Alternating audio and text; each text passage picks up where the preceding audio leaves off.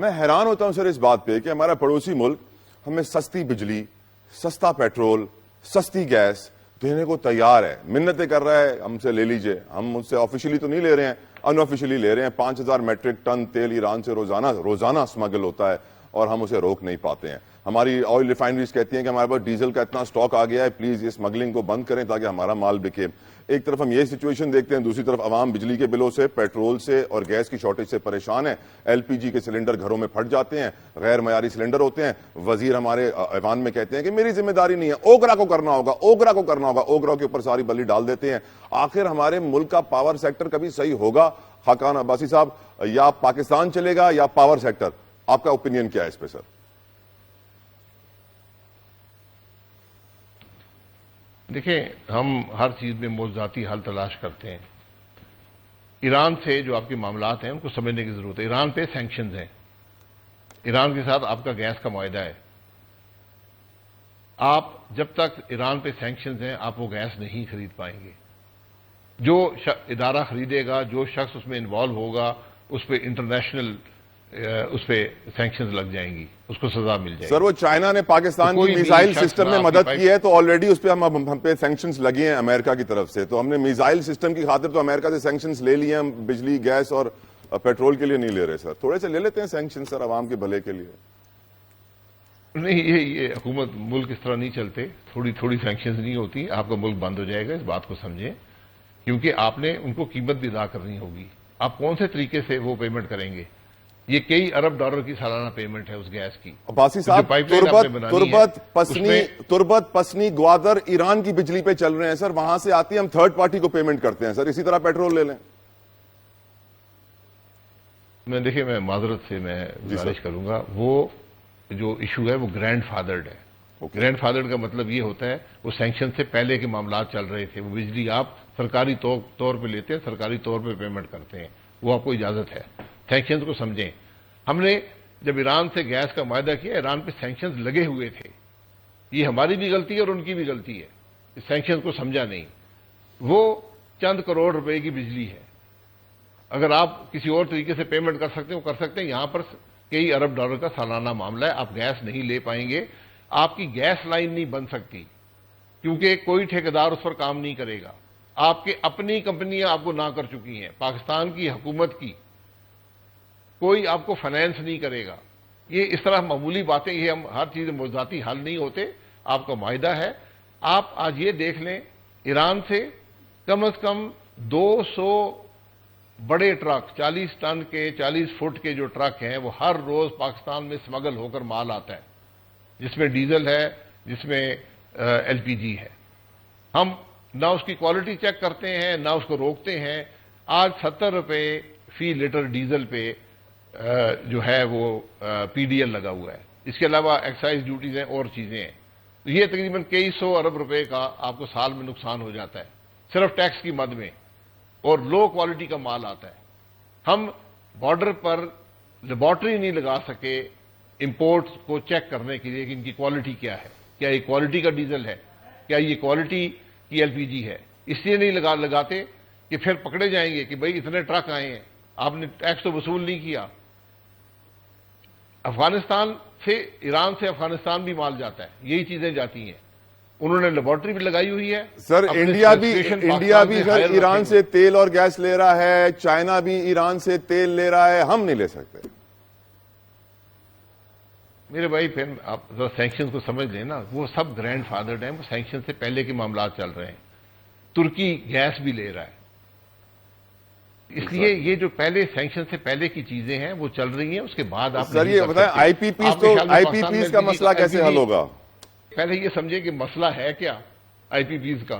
میں آپ کو سمجھا دوں اگر آپ اجازت دیں تو 1 منٹ لگے گا. پلیز. آئی پی پیز کا 25% جو ہے نیوکلیر پلانٹس ہیں. کیا وہ غلط لگے ہوئے ہیں؟ آئی پی پیز کا 20% ہائیڈل پلانٹ ہے. کیا وہ غلط لگے ہوئے ہیں؟ آئی پی پیز کا 20% تھر کول ہے. کیا وہ غلط لگا ہوا ہے؟ کریکٹ ہے سر. آئی پی پیز کا 20% جو ہے یہ آپ کے رینیوبلز ہیں، ونڈ، سولر. کیا یہ غلط لگے ہوئے ہیں؟ بالکل صحیح ہے. باقی 15% رہ گیا. 15% میں سے آپ 3-4% جو 94 کی پالیسی کے شروع کے چھوٹے پلانٹس ہیں آپ ری نیگوشیٹ کر چکے ہیں، اور ری نیگوشیشن بھی آپ نے کی، اس میں فائدہ ان کو ہوا۔ اس کے بعد 3 چین کے لگے ہوئے پلانٹ رہ جاتے ہیں جو آپ نے سی پیک میں لگائے ہیں، جو اپنی جب سے لگے تھے 2017-18 میں وہ 2023 تک اپنی قیمت پوری کر چکے ہیں۔ اگر وہ پلانٹ نہ ہوتے، آپ اپنے پرانے پلانٹ چلاتے، جو ان کا فیول کا خرچہ تھا وہ ان پلانٹس کی پوری قیمت ادا کر چکا ہے۔ اب آپ مجھے بتائیں اب کیا کرنا چاہتے ہیں؟ سر سردیاں آ رہی ہیں خاقان بات عباسی آپ کو- صاحب، سردیاں آ رہی ہیں، گیس شارٹیج ہو جائے گی۔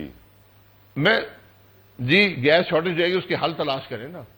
سر کوئی حل ہی نہیں ہے، ہمارے یہاں تو گیس شارٹیج ڈپلیشن کیا ہے، ہر سال ڈپلیشن ہے سر۔ سر حل نہیں ہے تو مجھ سے مشورہ کر لیں، میں آپ کو حل بنا دوں گا۔ پلیز سر بتائیں۔ ایک دن میں نے پہلے بھی پچھلی حکومت پرائم منسٹر صاحب کو کہا تھا، میں کہ مسائل کے حل ڈھونڈیں، باتیں کرنے سے کچھ نہیں ہوگا۔ آپ کو گیس چاہیے، اس کا حل ہے۔ سب سے پہلا حل یہ آپ کو پتا ہے کہ جو آپ گیس استعمال کرتے ہیں گھروں میں، شہروں میں، اس کی کیا قیمت ہے، اور جو آدمی گاؤں میں ایل پی جی استعمال کرتا ہے اس کی کیا قیمت ہے؟ اس کا کوئی اندازہ ہے آپ کو؟ گھروں والی سستی ہے 7 کہتے ہیں گنا وہ زیادہ ادا کرتا ہے، 8 گنا 7 گنا 7 زیادہ ادا کرتا ہے۔ جو پاکستانی گاؤں میں رہتا ہے، جو 78% لوگ جن کے پاس گیس نہیں آتی، جی۔ وہ جو آپ گھروں میں گیس لیتے ہیں، آپ اور میں لیتے ہیں، اس کا 7 گنے سے زیادہ وہ پے کرتا ہے۔ 7 گنا، 7% نہیں، 70% نہیں، 7 ٹائمز 700%۔ جی 7 ٹائمز۔ تو یہ آپ نے ایک چیز بنا دی ہے وقت کے ساتھ، جس کو اب آپ اس میں خود پھنسے ہوئے ہیں۔ آئی پی پیز کا مسئلہ میں آپ کو ایک لائن میں بتا دیتا ہوں۔ آئی پی پیز کے 2 مسائل ہیں۔ ڈالر، آئی پی پی میں ڈالرز میں لگتے ہیں، فیول بھی ڈالرز میں آتا ہے۔ جب ڈالر 3 گنا ہوگا، آئی پی پی کی قیمت بھی 3 گنا ہو جائے گی۔ آج 18 روپے ہے، اگر یہ ڈالر 100 روپے پہ رہتا، یہ 6 روپے پہ ہوتی۔ آپ کی جو کھپت اس وقت پروجیکٹڈ تھی، آج کی کھپت کیونکہ آپ نے معیشت تباہ کر دی ہے، کھپت آدھی رہ گئی ہے۔ اگر وہ کھپت پوری ہوتی، آج سے دگنی ہوتی، تو آئی پی پی کا خرچہ 3 روپے پہ آ جاتا۔